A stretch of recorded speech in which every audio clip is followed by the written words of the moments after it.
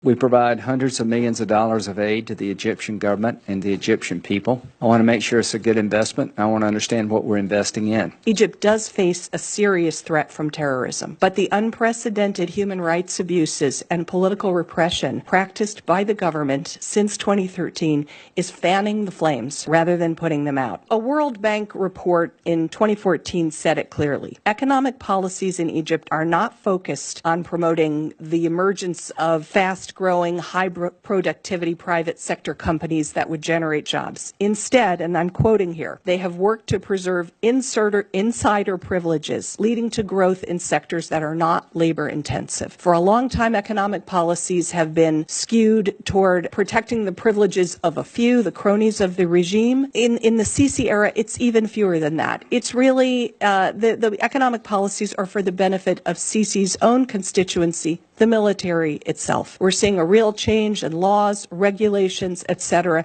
that are allowing the military, rather than the private sector, to take up more and more economic activity. That's what's behind these mega construction projects that Sisi has been carrying out. The Suez Canal passage, the new administrative capital he's building in the desert, because this is how the Egyptian military knows how to make money, by building things. Our aid to Egypt had not been very high and then leapt up after the Sadat visit to Jerusalem and the Camp David Accord, and that's 1978. That's 40 years ago. The Middle East has changed, and Egypt's role in the Middle East has changed in that period. The Egypt of that period was really the most influential country, most influential Arab country, and its position on everything was of significance to us. But that's no longer true.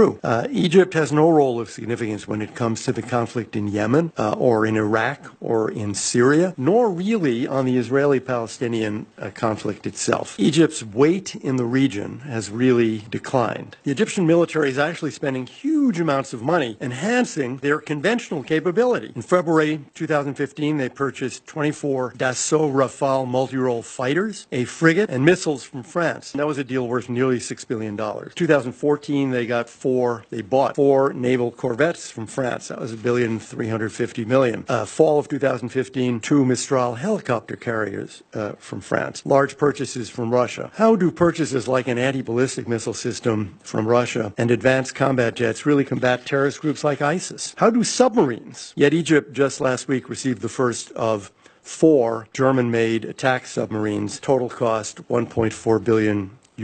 More and more, it looked to us that Egypt is becoming a country that sucks up aid, a lot more from the Gulf states than from us, as you know, contributing very, very little to regional security and treating the aid as an entitlement that simply must continue and continue and continue. Yes, they are engaged with ISIL in the Sinai, but as we've heard, in ways that probably make the problem steadily worse rather than better. Just how counterproductive the tactics are. This is basically a window into a strategy in which young men who may or even may not be members of ISIS are rounded up, executed in cold blood, and then passed off as casualties in a battlefield fight so that the army can look good. We know from history that is the way to lose a fight like this, not to win. Almost any observer of the Sisi government, I think, would agree that over the last 2 or 3 years, the primary priority of the Egyptian military and of General Sisi has not been to fight terrorism or to improve governance. It has been to make sure that what happened in 2011, the Tahrir Square rising, something like that can never, ever, ever, ever happen again in Egypt, and that the power of the military over the country's politics and economics is not challenged again. And as a result, they have concentrated as much on persecuting